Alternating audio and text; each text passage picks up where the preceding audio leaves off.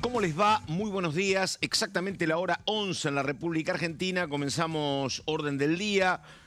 Día viernes, jornada de resumen con todo lo que pasó en una semana muy intensa, porque recordamos que no se pudo avanzar con el tema Adorni por parte de la oposición el martes. El miércoles el oficialismo logró aprobar holdouts y otros proyectos relevantes como el Super Rigi en la Cámara Baja. El jueves estaba prevista la sesión que iba a intentar el oficialismo avanzar con inviolabilidad de la propiedad privada, pero pasaron cosas. Las vamos a explicar en un ratito con mis compañeros y ahora miramos lo que va a pasar la semana que viene acá en Diputados. Por ejemplo, reunión de asuntos constitucionales para dictaminar justamente también sobre el tema jefe de gabinete, así que estamos empezando con esta síntesis. Primero ella, Daniela Romero. ¿Cómo le va, Romero? ¿Qué dice? ¿Cómo estás, Pato? Buen día. Una remerita, camisa celeste como el cielo de este invierno, hoy lindo, con solcito. Sí, hermoso ¿vio? día. Celeste también Y por cielo la bandera despejado. argentina. También estamos en la semana, Estamos efectivamente. patriotas ahora con el Mundial. Muy bien, efectivamente. Yo digo Día de la Bandera y ya me dice el Mundial. No, Bueno. pero obviamente. Bueno, dale, Romero. Me gustó como dijiste, pasaron cosas. Y sí, porque es muy largo, si no tengo... Es muy ahora lo largo. vamos Bueno, a eso es lo que explicar. vamos a explicar nosotros hoy. Básicamente Sí. también contando un poco qué pasó esta semana y cómo eso repercute en lo que va a pasar la semana que viene. Yo diría que la fecha clave es el 8 de julio. La semana que viene van a tratar de avanzar. Es muy probable que avancen con los dictámenes de comisión para interpelar al jefe de gabinete con efecto de moción de censura, después de que esta semana el oficialismo logró trasladar el debate y van como postergándose, ¿no? Y lo que yo le digo, la guerra entre cámaras, ¿viste? Como que el diputados aplaza la decisión, después Senado aplaza la decisión y así sucesivamente. Sí. Pero bueno, hay una estrategia que están pensando para las próximas semanas y yo miraría el 8 de julio con atención. Está, lo que vamos a hablar con vos en un ratito y también con el señor Solabarrieta era cuáles eran las tensiones en pugna ayer, porque parecería ser que por un lado estaba la intención del gobierno de avanzar con inviolabilidad privada, estaba convocada la sesión para eso, entonces, ¿qué era preferible? ¿Avanzar con eso, que es muy importante? ¿O en cambio era preferible dormir la cuestión Adorni? Porque si se había sesión, se iba a tratar el tema jefe de gabinete y el desgaste político podía ser muy importante para el propio Adorni y para el gobierno en general. Por eso, ¿qué fue lo que se priorizó? ¿No? Si cuidarnos del efecto Adorni o si, en cambio, la idea era, más allá de eso, queremos avanzar con el proyecto que se iba a discutir. Lo hablamos en un ratito. Señor Solabarrieta, ¿cómo le va? Buen día. Buen día, Pato, para vos, para Dani. Hoy vamos a hacer la continuidad del repaso de lo que ha dejado la sesión de este miércoles. Ayer estuvimos hablando de algunos temas, Pato, como el Super Rigi y lo que iba a venir para la Cámara. Bueno, en este caso vamos a repasar un poco declaraciones y un repaso muy breve de lo que significó la aprobación del pago o el acuerdo justamente para el pago a los holdouts. Así que en un ratito vamos a estar contando algunos detalles. Bueno, hay un detalle que después vamos a ver si lo podemos desentrañar, que ya ayer a mí me llamaba un poco la atención. ¿Por qué hay más votos para los holdouts que para el Super Rigi?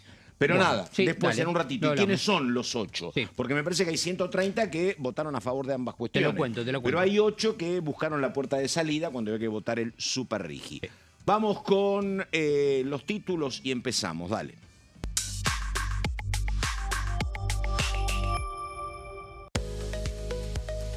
Asuntos constitucionales, el próximo martes a las 15, reunión informativa por pedido de informes al jefe de gabinete Manuel Adorni.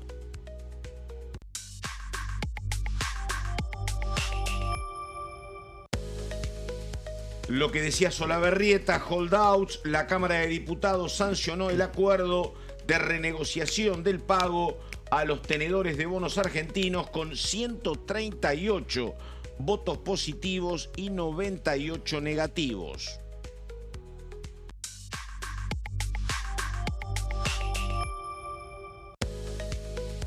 Cambio de roles. Hoy en el Congreso se realiza la iniciativa anual de formación parlamentaria en el Congreso. Bueno, lo dicho, comenzamos con ella. A ver, síntesis de lo que pasó y puede pasar. Romero, por favor. Después de esta semana que vimos que hubo dos intentos de sesión para llevar adelante los pedidos de interpelación y moción de censura contra el jefe de gabinete Manuel Adorni por las causas de presunto enriquecimiento ilícito que lo involucran. Vamos a mirar a la semana que viene, que fue como la negociación y la articulación entre ambas cámaras de negociar, bueno, vamos a llevar adelante entonces el pedido para tratar esto en comisión, cosa de evitar que se trate directamente en el recinto. En el medio un montón de idas y vueltas con respecto de cuántos votos se necesitan, si se necesita o no se necesita dictamen. Dependía de la interpretación del 101, básicamente, ¿no? Exactamente. Sí. Y también es cierto que el reglamento de las cámaras es distinto. Sí. Entonces, algunos en el Senado, desde el oficialismo, defienden un poco que el acuerdo de Bullrich con Mayans la semana pasada era la de directamente votarlo en el recinto porque el reglamento del Senado eso lo habilitaba. En cambio, en diputados, no. Bueno, desde el oficialismo hay un sector que te dice que en realidad la maniobra de Patricia Bullrich de acordar que se vote sin dictamen de comisión había sido perjudicial para el jefe de gabinete porque de hecho eventualmente eso lo terminó dando vuelta. En fin, eso es lo que vimos más que nada durante el principio de la semana cuando se llevaron adelante las distintas reuniones de labor parlamentaria y se definió esta estrategia que fue, ok, convocamos a comisiones y así evitamos que los aliados vayan adelante con respecto del pedido de interpelación en sesión. ¿Cómo quedaron esas fechas, esas convocatorias? Las vamos a ver en esta primera placa. Por un lado, vamos a prestar atención al martes que viene a las 15. Se va a reunir la Comisión de Asuntos Constitucionales. Recordemos que esta reunión de comisión que convocó que convocó Nicolás Mayoraz, que es el titular de la comisión, hombre del oficialismo, lo hizo sin pretender dictamen de comisión al principio. Eso para desactivar la sesión convocada por la oposición el martes. Exactamente. Sí, dale. ¿Qué pasó después? Hubo una ampliación donde sí se llevó adelante la convocatoria de dictamen. Acá se van a abrir otros frentes reglamentarios sobre cómo se puede llevar adelante el dictamen, porque algunos te dicen que falta la comisión de peticiones, poderes y reglamento, mientras que otros interpretan que esa comisión no tiene que dictaminar el pedido de interpelación. Así que vamos a ver debates reglamentarios también ese martes, pero a priori la idea es que vayan a dictaminar estos pedidos de informes, pedidos de interpelación con efecto de moción de censura para con el jefe de gabinete Manuel Adorni, quien a todo esto cabe recordar no va a ir el 2 de julio a dar el informe de gestión. Y ahora vamos a hablar también un poco de cómo quedó esa situación. Después, por otro lado, el Senado convocó ayer, justo cuando se estaba dando la caída del quórum. Un rato antes. Exactamente. Esta comisión que ya se sabía que le iban a Una decisión convocar. Me parece en espejo lo que pasó con Mayoraz. Exacto, pero como te decía recién, es como que la estrategia fue yendo y viniendo, porque al principio el oficialismo en el Senado no acordó esto, lo terminaron haciendo cuando vieron cuál fue la estrategia en diputados y fue, como decís vos, en espejo. Convocaron para el miércoles a las 15 los pedidos de interpelación, también con el objetivo de conseguir dictamen, y acá se entra también en duda qué va a pasar con los aliados, porque a diferencia de diputados, en el PRO apareció también un pedido de interpelación y moción de censura del PRO.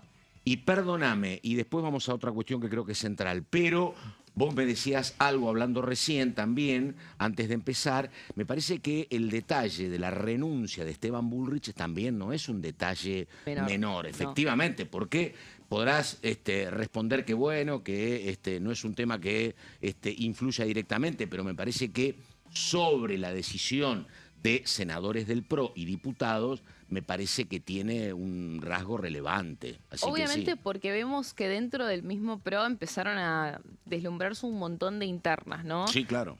Todo empezó justamente con la sesión de la caída de la sesión del martes acá en diputados, donde el PRO no bajó a dar quórum. Y a partir de ahí se empezó a poner en evidencia lo que nosotros ya veníamos adelantando, que es cuál es la posición que tienen los aliados con respecto de cómo llevar adelante este conflicto político tan delicado con el jefe de gabinete, siendo aliados del gobierno y al mismo tiempo denunciando obviamente cualquier tipo de acto de corrupción. Hay una cuestión entendible, si querés, que es decir, mira, no queremos ser los ejecutores, que lo resuelve el gobierno.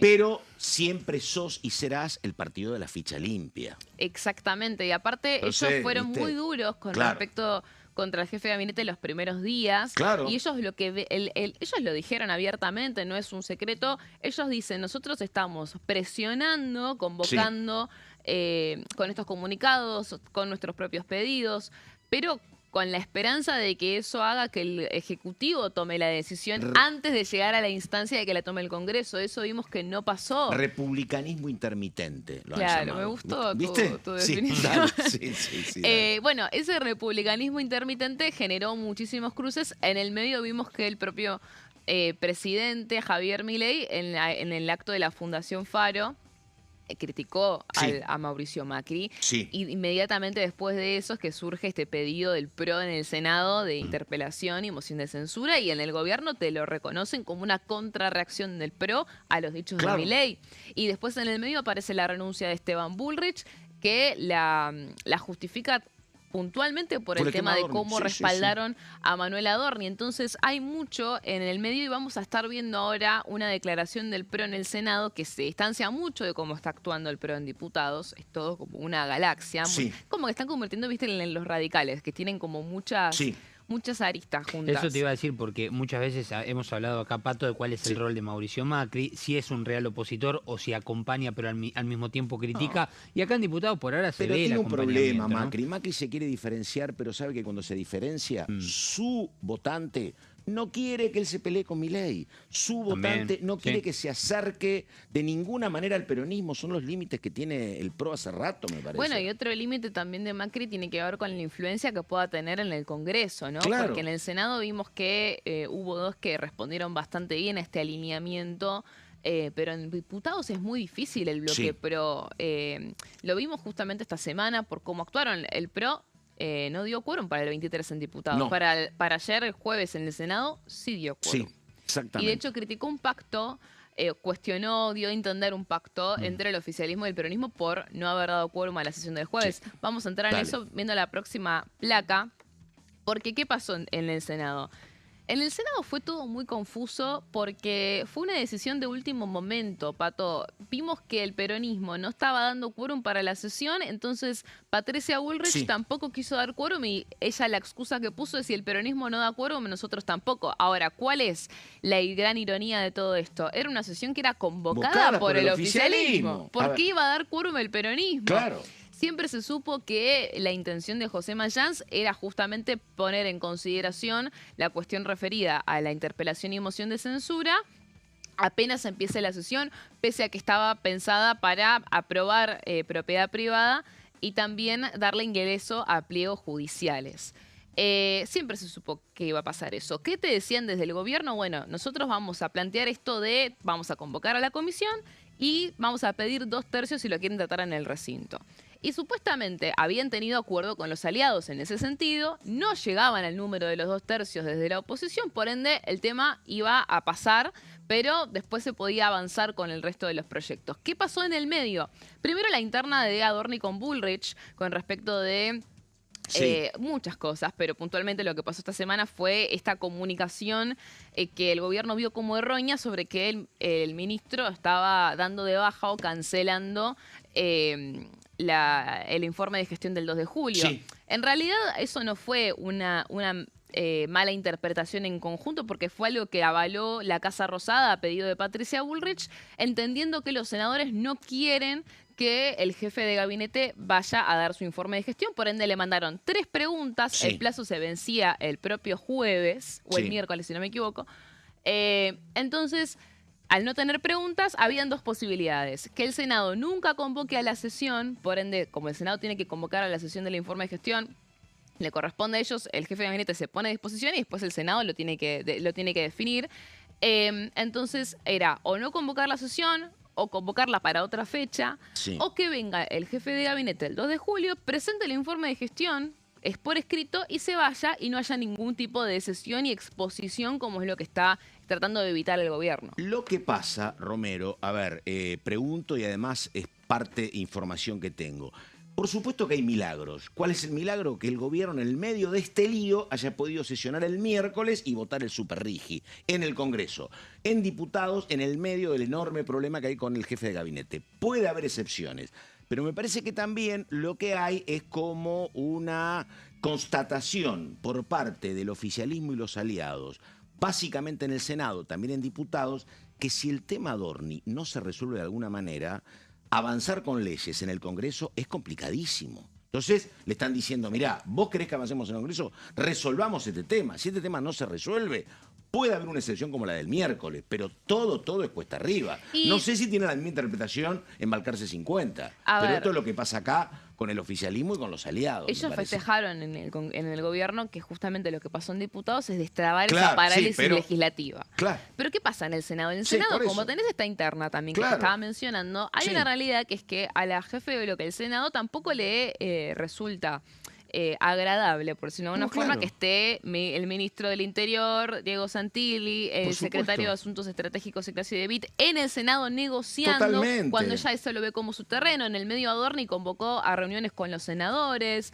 Todo ese contexto también hace que Bullrich pueda tener esa posibilidad de hacer una maniobra de último momento, como fue la del juez, porque te puedo decir, te lo puedo asegurar, que la maniobra de Bullrich no había sido algo sorprendió consensuado. a todo el mundo, pero por supuesto, como tampoco sabían que iba a aparecer el presidente de Asuntos Constitucionales presentando ese proyecto de convocar Entonces a también comisión. siento que hay un mensaje ahí que se lee entre líneas, que no es la explicación oficial, obviamente, claro, pero hay un mensaje entre líneas de yo te voy a sacar las leyes que vos querés cuando yo lo pueda decidir también. Y además, no es lo mismo el tándem Bornorón y Martín Menem que el tándem Patricia Bullrich-Victoria Villarroel, obviamente. De hecho, algo que también dicen mucho en Casa Rosada es la diferencia que hay en diputados y en el Senado, cómo en diputados todo sale de taquito, porque hay una coordinación estratégica desde arriba hacia abajo que es impecable. En el Senado te pasan estas cosas.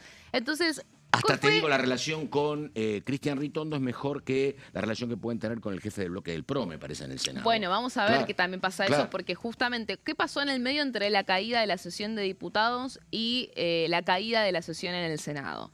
En el medio fue el pedido de interpelación que presentó el PRO y la renuncia de Esteban Bullrich. Esa revolución dentro del PRO, de hecho, bueno, Cristian Ritondo el miércoles lo vimos tratando de dar explicaciones de por qué el PRO no se sentó. En el medio de esa revolución del PRO, vimos que tanto Martín Werlein como la senadora Wallah, que son los dos del PRO, se sentaron a dar quórum en esa sesión del jueves, mientras que la Libertad Avanza y el peronismo entendían por qué no se sentaba ni la Libertad Avanza ni tampoco el peronismo, efectivamente. Y hay un video que subieron desde el recinto los senadores del PRO, que lo tenemos para mostrarlo, donde en algún punto subrayan como llamativo que tanto la Libertad Avanza como el peronismo no hayan dado quórum, pese a que los argumentos como que son distintos. Como te decía, el peronismo los dice... Los argumentos de Mayán son entendibles, ¿viste? No es mi sesión. Lo de labor parlamentaria, no nos sentamos. No es mi sesión, no estoy interesado en que salga propiedad privada. El oficialismo dice, bueno, si el peronismo no se sienta, yo no lo hago tampoco, pensando en la interpelación de Adorni. Bueno... vamos a escuchar a ver qué decían los senadores del PRO en este sentido. A ver. Lamentablemente hoy no pudimos tratar el proyecto que presentamos desde el bloque PRO para interpelar al jefe de gabinete, Manuel Adorni. Ni la Libertad Avanza ni el kirchnerismo dieron quórum para que el Senado pudiera sesionar. Una vez más, los argentinos nos quedamos sin las explicaciones que merecemos sobre temas que preocupan y necesitan respuestas. Desde el PRO vamos a seguir insistiendo con la interpelación a Manuel Adorni. Bueno, ahí ahí está, Ahí lo escuchábamos hablando puntualmente de la interpelación de Manuel Adorni, aclarando eso, y hay que ver qué pasa entonces la semana que viene con cómo firme el PRO, cómo lleva adelante el PRO el dictamen. Acá es clave igual más que nada la UCR en el Senado, porque el PRO son dos nada más. Pero obviamente, ¿cuál es acá el punto principal? Para la moción de censura no hace falta 2/3. No. Con mayoría absoluta.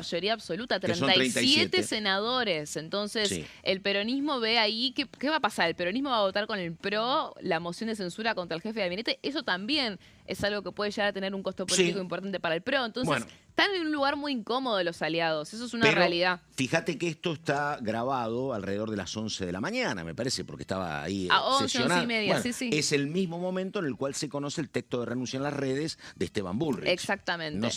No era raro que lo hayan visto, porque grabar esto para hacer esa aclaración específica, bueno, tiene algún sentido, me parece. Sí, pero bueno. y lo que Sí. lo que me queda por remarcar Dale, es qué la va a pasar última. entonces, cuál es la Sí. estrategia que viene. Vamos a ir a la última placa para esto. Yo te decía que la próxima fecha clave va a ser el 8 de julio, porque ahora lo que están viendo es, con el presunto dictamen, eventual dictamen de la semana que viene, pedir entonces que la interpelación y la moción de censura se trate en sesión el 8 de julio, antes Sí. del fin de semana largo en contra del jefe de gabinete. En el medio, el informe de gestión no tiene fecha de convocatoria, así que es muy probable que el 2 de julio no venga No. al Congreso el jefe de gabinete.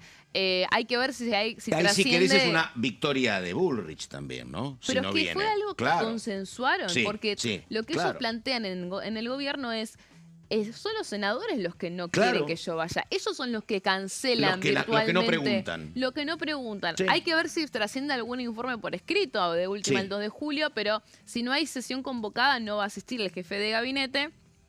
¿Y qué va a pasar la semana que viene, además del intento de dictamen con respecto de Adorni? Bueno, también van a intentar avanzar otra vez con Sí. la ley de propiedad privada Claro. y el ingreso de los pliegos judiciales, teniendo ya 12 versiones del texto de propiedad privada en el Senado. Lo tenían supuestamente listo, ya estaban Por eso. completamente seguros de que se aprobaba con las modificaciones que estuvieron negociando. Y eres, como te digo, la 12ª versión. 12 textos, o sea, viste, como la ley base es que era final, el número del documento, bueno, con propiedad privada lo mismo, así que van a intentar otra vez la semana que viene. Hay que ver si les conviene o no volver a abrir el recinto en este contexto, pero bueno, va a depender de las negociaciones que hagan este fin de semana. Muy bien, 11 de la mañana, 22 minutos, todos los detalles de Daniela Romero. Enseguida el señor Solabarrieta con lo que pasó con holdouts. Así que ahora la pausa, ya venimos.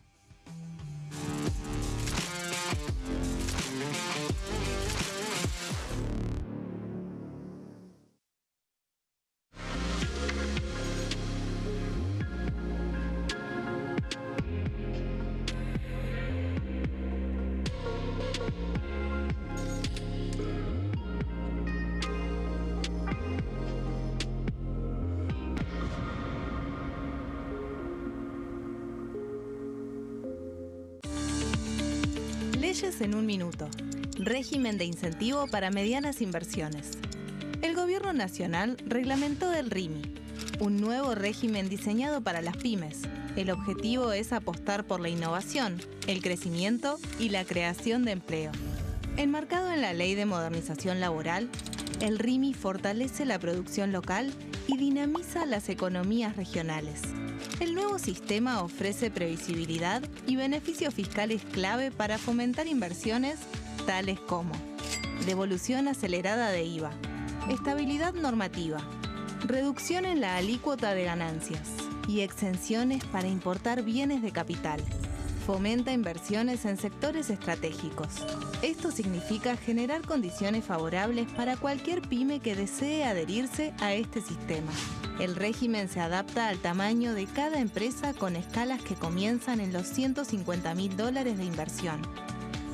Con este marco, Argentina da otro paso esencial para impulsar la inversión productiva a nivel federal.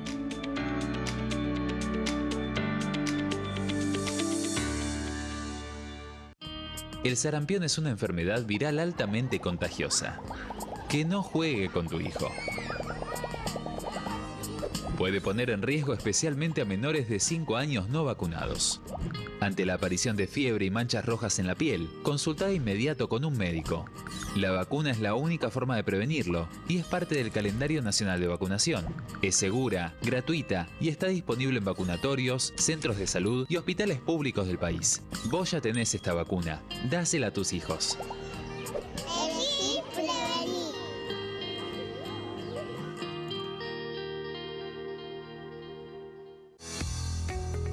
¿Quiénes conforman el Congreso? El Congreso de la Nación está conformado por la Cámara de Diputados y la Cámara de Senadores. La Cámara de Diputados representa al pueblo de la nación argentina. Esto significa que las provincias más grandes y con mayor cantidad de habitantes tienen muchos más diputados que las provincias más pequeñas. La manera de establecer las cantidades es proporcional. Por ejemplo, la provincia de Buenos Aires cuenta con 70 diputados nacionales y la provincia de Tierra del Fuego con 5. La Cámara de Senadores representa a las provincias. Cada provincia envía 3 senadores al Congreso Nacional. El total de senadores es 72, dado que las provincias argentinas son 24. Este es el número fijo, estipulado por la Constitución Nacional. Cada 2 años, el Congreso Nacional renueva la mitad de sus diputados y 1/3 de sus senadores nacionales. El mandato de los senadores es de 6 años, mientras que el de los diputados es más breve, dura solamente 4 años. La Cámara de Diputados tiene 257 miembros. En el recinto, los diputados se agrupan en bloques y en interbloques que expresan partidos políticos o afinidad ideológica. Existen también los monobloques, integrados por un solo diputado. El bloque oficialista se dispone a la derecha del presidente de la Cámara, el bloque opositor mayoritario a la izquierda, y en el centro, los bloques con menos cantidad de integrantes. Son requisitos para ser diputado: tener al menos 25 años, 4 años de ciudadanía argentina, haber nacido en la provincia por la que se postula o haber residido en ella los 2 años precedentes.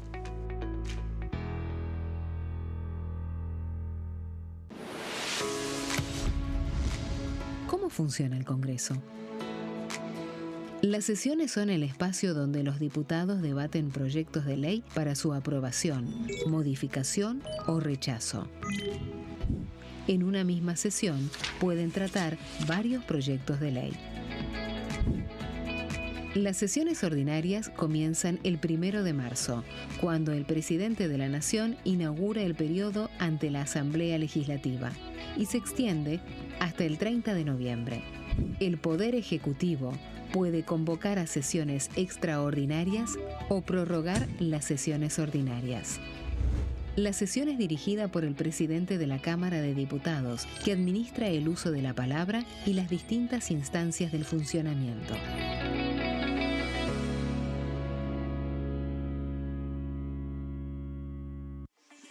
Leyes en un minuto.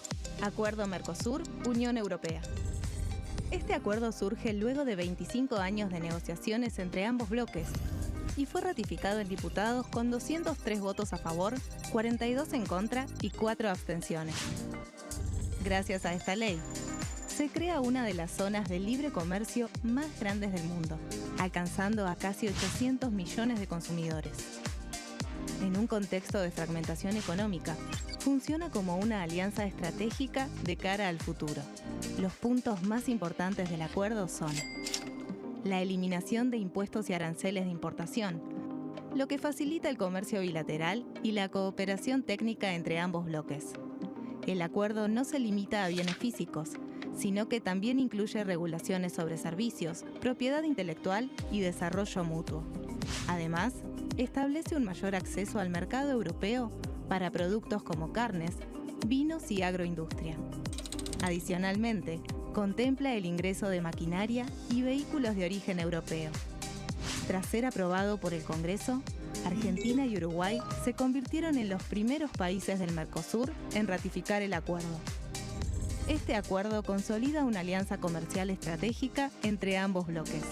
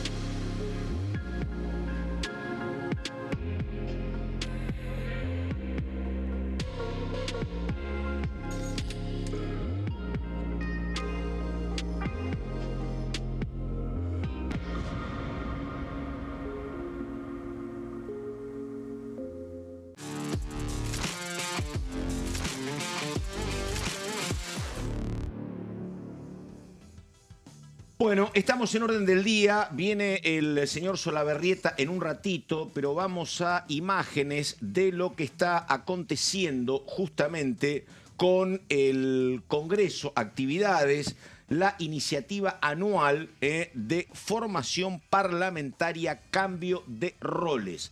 Son alumnos universitarios en algunos casos, colegios secundarios en la mayoría, sesionando cual diputado nacional electo con reuniones de comisión y sesión en la Cámara. Hoy están tratando un tema absolutamente sensible que es prevención, asistencia y lucha contra el trastorno del juego. Recordamos, están representantes del Instituto Federal de Paraná y también de la Universidad Nacional de Mendoza y la Católica de Córdoba. Esto es lo que está pasando. Les recuerdo, están sesionando, reuniones de comisión, participan con diputados mandato cumplido, como Luis Di Giacomo, hombre de Río Negro, Cristina Guevara, también el exdiputado Horacio Pernasetti, Liliana Gurdulich y otros representantes de la Cámara Alta y la Cámara Baja. Programa Cambio de Roles en el recinto de la Cámara de Diputados.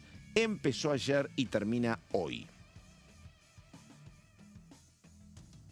Bueno, y ahora vamos con la diputada Yani, diputada de Unión por la Patria, hablando de un tema clave en la jornada del miércoles, como es el acuerdo con los holdouts. Había un deadline, una fecha límite, esto había que aprobarlo antes del 30 de junio, si no se aprobaba el miércoles no había plazos, así que bueno, se terminó votando como pretendía el oficialismo, y esto dice la diputada Yani. A ver.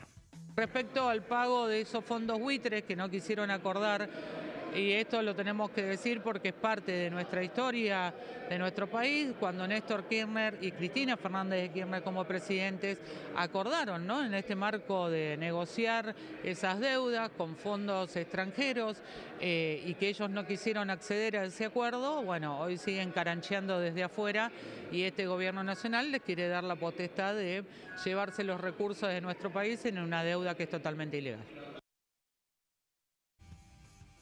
Bueno, y hay más testimonios. En este caso vamos al diputado Capozzi, Capozzi de Provincias Unidas, que dice lo siguiente sobre el acuerdo. Dale. Se trató el tema del hold out, que vence el 30 de junio. Y para que no se caiga esto, que en realidad es un acuerdo conciliatorio, no es que le estamos pagando lo que ellos querían, sino que estamos llegando a un acuerdo. Pero si no tiene la ratificación del Congreso antes del día 30, ese convenio se cae. Por eso la necesidad de esta reunión este día miércoles, ¿verdad? Tengo sensaciones encontradas. ¿Por qué? Porque si voy a la línea general, no tendría que existir ni el RIMI, ni el RIGI, ni el Super RIGI. Lo que tiene que haber es confianza. No coincido con el ministro de Economía cuando dice que la economía, precisamente, está por encima de la política. Lo que nosotros necesitamos es confianza. Y esto es lo que nos está faltando. Entonces, insistir con incentivos para grandes inversiones, ¿y por qué mi dicotomía?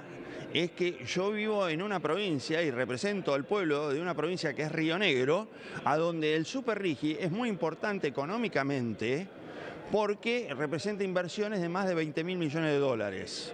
Somos una provincia, la cuarta en extensión, pero con muy poca población. Tenemos menos población que un municipio del conurbano bonaerense. Dependemos de la obra pública, la que está paralizada hace 2 años. Entonces, sabemos que la obra pública tenés un puesto directo y 5 indirectos, con un beneficio extra. Tenemos en Río Negro una ley que cuando se trata de obra pública es obligatorio que el 20% del plantel sea vecino, sea un rionegrino. Entonces eso es muy importante para generar trabajo. Tenemos un área que se llama la línea sur, que es la más postergada, donde el 85% de los habitantes dependen del empleo público. Bueno, ahora tenemos 34 proyectos mineros. El primero que ya está dando sus frutos es Calcatreu, mina de oro y plata. Hace 15 a 20 días ya se hizo la primera exportación. Bueno, eso está generando trabajo en un pueblo que estaba semimuerto, que se llama Ingeniero Jacobasi. Tenemos que replicarlo, por eso digo que tengo sensaciones encontradas. Lo ideal sería que los RIGI, los RIMI y los Super RIGI no existieran. Bueno, ahí está. La verdad que muy interesante la mirada, ¿no? Y pregunta, porque la verdad que no sé si esto se puede instrumentar, pero estaba hablando el diputado Capozzi de mucha inversión privada. Consulto porque los otros días hablaba con el intendente Dañelo, ahí en la provincia de Neuquén, donde está instalado Vaca Muerta, y el intendente contaba que no hay obra pública por decisión del gobierno nacional, pero que como las cosas hay que hacerlas o hacerlas, él se está financiando con plata de las propias empresas que aportan para la obra pública indispensable. No sé si puede ser un camino o no a replicar el ingeniero Jacobacci. Vamos ahora con la palabra de un diputado libertario, el diputado Zapata de Salta, que dice esto. Es importante darle el broche final y cerrar una etapa nefasta para la República Argentina, inaugurada en el año 2001, Rodríguez Sá, donde quienes hoy se niegan a cerrar esta etapa aplaudieron la declaración en quiebra de la República Argentina. ¿Eso qué significa? Nos apartamos del mundo. ¿Quién nos auxilia? Los ahorristas de los distintos países que compraron bonos argentinos fueron estafados, pero no fue la primera vez, ni tampoco la última, porque fueron estafados recurrentemente, no solo por títulos nacionales, también títulos de provincias que fueron obligados a renegociar, reperfilar, etc. La Argentina sufrió reveses judiciales y lo que se negoció con los tenedores de los bonos fue la ejecución de la sentencia. Se pudo, a través de la buena gestión de nuestros representantes, reducir en un 30% promedio ambas sentencias para proceder a cancelar y dar una vuelta de página por una etapa totalmente nefasta de la República Argentina. Quienes destituyeron a De la Rúa, sabemos quiénes son los que sostienen que no hay que pagar. No, acabemos ya con esta farsa. Son los cultores de las 3D, como lo dije, son el déficit y la deuda de default. También han sumado otras D como la droga, los delincuentes despenalizados, etcétera, y el despilfarro.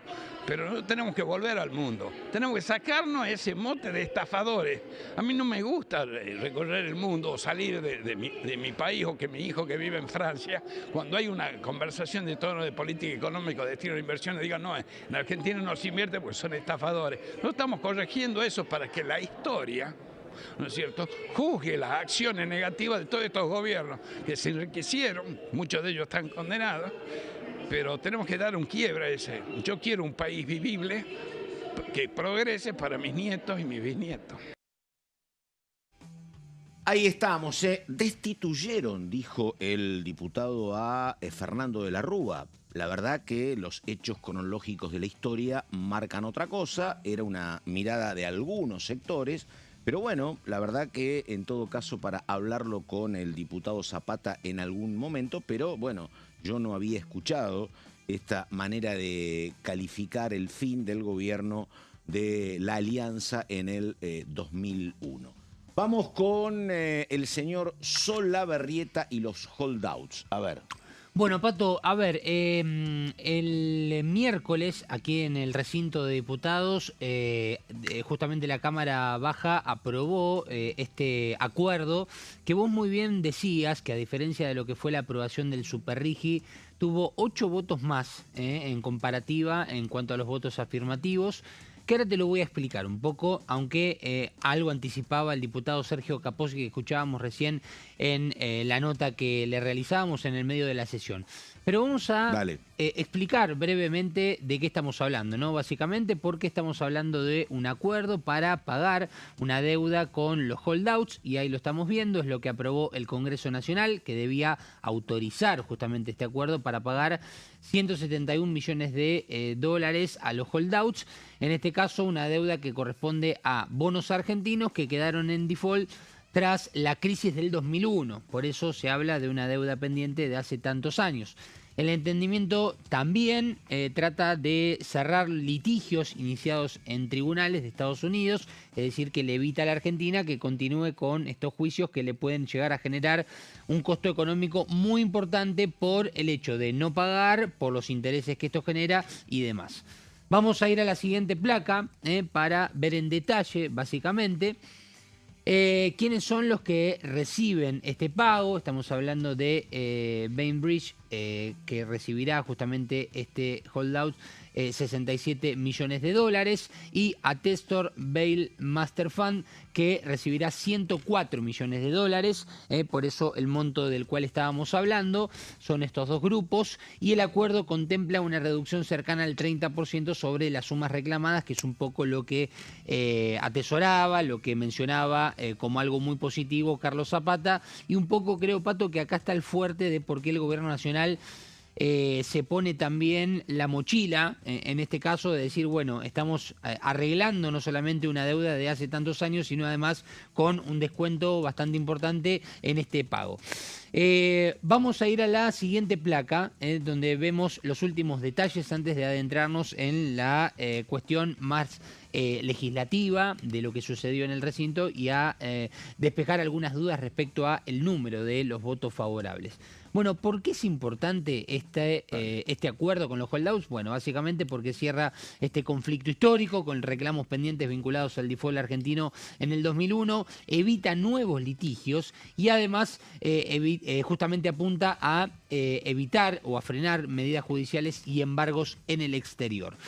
Y en la siguiente placa nos metemos, Pato, en el número de los 138 votos a favor que tuvo esta iniciativa, y la pregunta es ¿de dónde salen? Bueno, en principio de una base de lo que después también vimos en el Superrigi, porque en cuanto al orden, primero se votaron justamente el acuerdo del pago de los holdouts, y después vino la parte del Superrigi, que fue con la que culminó la sesión, pero la diferencia fue de 8 votos. Vemos la base, 93 votos de La Libertad Avanza, sin el voto de Martín Menem, que no lo precisa porque es el presidente y solamente en cuestiones de desempate es donde puede llegar a votar, y con la ausencia de Benedict Beltrán, que fue el único diputado que se ausentó en la sesión. Recién hablábamos, ¿no? ¿Cuál es la función del PRO a nivel nacional, políticamente hablando? Es una. Y aquí en diputados es otra, porque acá vemos los 12 apoyos, en este caso los 12 votos del bloque del PRO acompañando a este número. 9 votos de Innovación Federal, este bloque de misioneros y salteños que generalmente puede tener alguna división, puede que haya algún votante salteño que vote de una manera, otros de Misiones que voten de otra. En este caso los 9 unificados, al igual que el Superrigi, en este caso dieron el voto positivo. 6 votos de la Unión Cívica Radical. Ayer hablábamos de esto, Pato, del apoyo de la Unión Cívica Radical en esta sesión del miércoles, no solamente al Superrigi, sino también a los holdouts, y hablábamos de que no hemos escuchado alguna voz referencial a favor justamente de estos dos proyectos, o por lo menos en los medios, yo no la he registrado, respecto al hecho de que quieran hablar al respecto. Votemos, pero que no se den cuenta. Claro, algo así, pero bueno, es por lo menos la sensación que se vio en el recinto y a las afueras también el otro día. 3 votos de los tucumanos de Independencia, recordemos que vienen siendo bastante fieles a el acompañamiento a los proyectos del oficialismo. Vamos a la siguiente placa para ver justamente cuáles fueron los otros votos que recibió el gobierno nacional, en este caso en la siguiente placa, para seguir el repaso de este listado, que en definitiva Bueno, lo voy a leer, si no podemos pasar a la siguiente. Y vemos Sí. que tenemos 2 El votos MIT de del MIT, producción claro, y trabajo sí. de los sanjuaninos. Recordemos que también, al igual que los tucumanos, vienen siendo bastante fieles en cuanto al apoyo.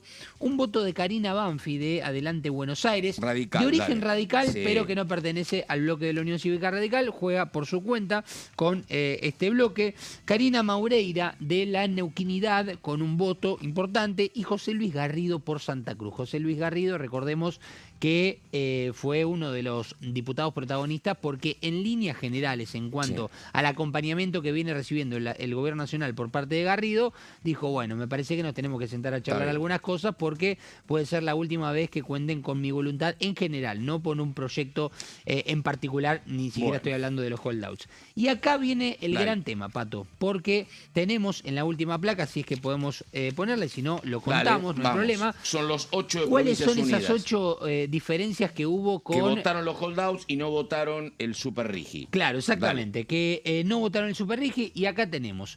Entonces, un voto de Lourdes Arrieta de Mendoza, Carolina Basualdo, Juan Bruje, Carlos Gutiérrez y Juan Schiaretti de Córdoba. Espera. Respecto a todos los cordobeses, hay una explicación. No fueron todos, ¿eh? No, por No eso, fueron estos cordobeses, hablo de Brugge, de Gutiérrez y de Schiaretti. Sí. Lo que dijo puntualmente Schiaretti es: nosotros no queremos financiar el Super Rigi con la plata del productor agropecuario, porque en todo caso, primero bajen las retenciones y después se apliquen el Super Rigi, porque si no hay beneficios para los nuevos y recarga para el histórico productor en una posición que es, bueno, clara en Córdoba de hace rato. Eso explica que ellos no hayan votado a favor del Super Rigi y los otros con argumentos como el de Capozzi. Sí, y hay una diferencia ahí también respecto al Super Rigi, porque uno dice, si podemos pasamos a la última placa, que es la que estamos repasando, y justamente hablando de eso, en el Super Rigi lo que pasó fue que hubo abstenciones por parte de Provincias Unidas. En el caso de los holdouts, hubo 8 votos a favor y el resto del bloque se ausentó. No es que no votó por la negativa ni por la abstención. Ahí está una pequeña diferencia. Después tenemos Sergio Capozzi, que veíamos de Río Negro, Pablo Farías y José Núñez con los mismos argumentos que los cordobeses. Sí. Son representantes de provincias agropecuarias y piden baja de retenciones. Sí, la gran mayoría, a ver, lo que piensa de estos 8 votos de Provincias Unidas que no acompañaron el Super Rigi fue, bueno, esto era un acuerdo con los holdouts que tenía un vencimiento, que se precisaba una aprobación porque si no, esto generaba intereses y le podía generar un saldo negativo económicamente a la Argentina en general. Ahí el apoyo. Ahora, ¿por qué no el apoyo del Super Rigi? Bueno, y no, hay por lo que explicamos. Sí, hay quienes dicen que no ven la cuestión de resultados claramente. No, pero a ver, es concreto, porque el gobierno se sigue financiando con la plata de las retenciones, con esos recursos, esa plata es la que va a la caja. Y no pasa lo mismo con las inversiones del Super Rigi, que tienen exenciones impositivas por mucho tiempo. Entonces le dicen, en el campo, no financies el Super Rigi con mi plata, bajame a mí las retenciones. Es un tema económico claro y entendible. Sí, no creen que sea tan conveniente bajar, por ejemplo, el impuesto a las ganancias del 35 al 25 como al Rigi y al 15% al Super Rigi. Esa es una de las explicaciones. Y esto que mencionábamos de, bueno, no hay resultados tan claros, algunos legisladores lo han expuesto respecto a los resultados del Rigi y por ende esto es un eco básicamente en los resultados que puede tener el Super Rigi. Son algunos de los argumentos y ahí está la diferencia, Pato. Muy bien, vamos a un tema al cual hacía hincapié temprano Daniela y es todo lo que va a pasar la semana que viene con el tema Adorni, con reuniones de comisión convocadas, asuntos constitucionales en diputados y en el Senado. Acá la palabra del diputado libertario santafesino Mayorá sobre el tema. A ver. No, la verdad es que yo nunca he podido hablar con Patricia Bullrich sobre este tema. Yo vi el acta de la reunión de comisión de labor parlamentaria del Senado y lo que veía no había ninguna indicación de que debía tratarse sin el dictamen o que necesitaba una mayoría distinta a la mayoría especial que realmente requiere, que son los 2/3 por ser sobre tablas. Desconozco en qué términos fue el acuerdo o no que tuvo Patricia Bullrich, pero sí cuando nosotros nosotros planteamos cómo se debe interpretar correctamente la Constitución, llevó a que en el Senado lo clarificaran para que no hubiera ningún tipo de ruido o de desentendimiento, ¿no? Yo lo que creo es que tiene que acordarlo con el Senado, es decir, con el oficialismo del Senado para ir y de alguna manera participar. Para mí tiene que ir. No sé si la fecha es el 2, el 4 o el que fuere, pero tiene que ir al Senado, le toca, según la Constitución, según el artículo 71, tiene que concurrir y hablar sobre la marcha de la administración. Entonces, él es jefe de gabinete y para mí está bien que vaya. Y cuando ya estuvo aquí el mes pasado habló, se le hicieron todos los cuestionamientos, las preguntas y demás, y él no tuvo inconvenientes, con lo cual yo no creo que necesite un escudo especial o una preservación especial para concurrir al Senado. Me parece que lo institucional está primero, lo político también, y la cuestión personal de él hay que dejarlo a un costado, ¿no? Es un acto complejo en el sentido que participan los dos poderes, entonces tienen que acordarlo entre ellos. Igualmente yo interpreto que lo que dijo la jefa de bloque, la senadora Bullrich, ha sido de no ir ese día en particular, no de no concurrir al Senado. O sea, el cumplimiento de la manda constitucional no está en discusión, sino en todo caso la oportunidad, el momento. Pero yo creo que no conozco con detenimiento el reglamento del Senado, pero el reglamento del Senado establece algunas características o unas particularidades de cómo debe hacerse la invitación y la convocatoria del jefe de gabinete, si es unilateral que el jefe de gabinete fija la fecha o si se acuerda, digamos, con la presidencia del Senado o con el bloque oficialista, ¿no? Pero igualmente hay que dejar en claro que lo del planteo de la senadora Bullrich no ha sido que no vaya o que no cumpla y que desobedezca una manda constitucional, sino una cuestión de oportunidad, del momento, que no sea el 2 de julio y a lo mejor en otro momento, ¿no? A ver, síntesis, si podés explicar, entender y traducir el tema Adorni en diputados y en senadores, y lo haces bien, después te dan un posgrado en la mejor universidad norteamericana. Después de todo lo que están explicando, pero básicamente me quedo con lo que decía ella, Romero. El 2 no va a ir al Senado Adorni y hay que estar muy atentos a lo que puede pasar el 8 en el medio del devenir de lo que acontezca en las dos comisiones de asuntos constitucionales, diputados y senadores y sus eventuales dictámenes. No, lo que planteaba Mayoraz, esto no es porque quiera ninguna beca en ningún lado, pero para que quede claro, la disputa es, o sea, el jefe de gabinete siempre va a estar a disposición de dar el informe de gestión. Ahora, lo que el Congreso decide, y ahí depende de cada Cámara cómo esté reglamentado, es cuándo, porque vos te podés poner a disposición. Puntualmente la disposición de Adorni decía fecha 2 de julio. Eso lo hicieron a propósito porque estaban negociando de que no avancen. Porque viste que Bullrich decía, bueno, que venga el 2, que venga el 2. Villarroel decía, no, que venga antes. Bueno, por eso es que agrega la fecha. Pero en realidad el jefe de gabinete se pone a disposición y la fecha y la hora y la convocatoria del informe la tiene que hacer el Senado.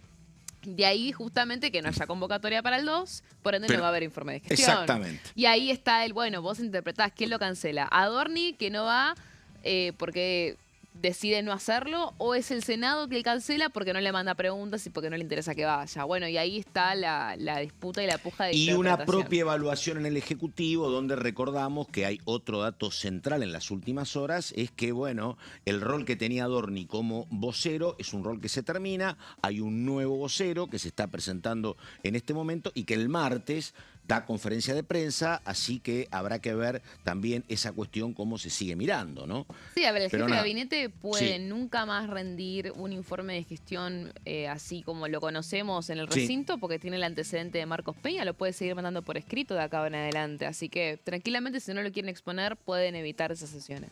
Ahí estamos. Daniela Romero, muchísimas gracias. Buen fin de semana. Volvemos el lunes. Señor Solabarrieta. Un placer, Pato. Buen fin de semana. Muchísimas gracias. Enseguida la continuidad de DTV. Buenos días.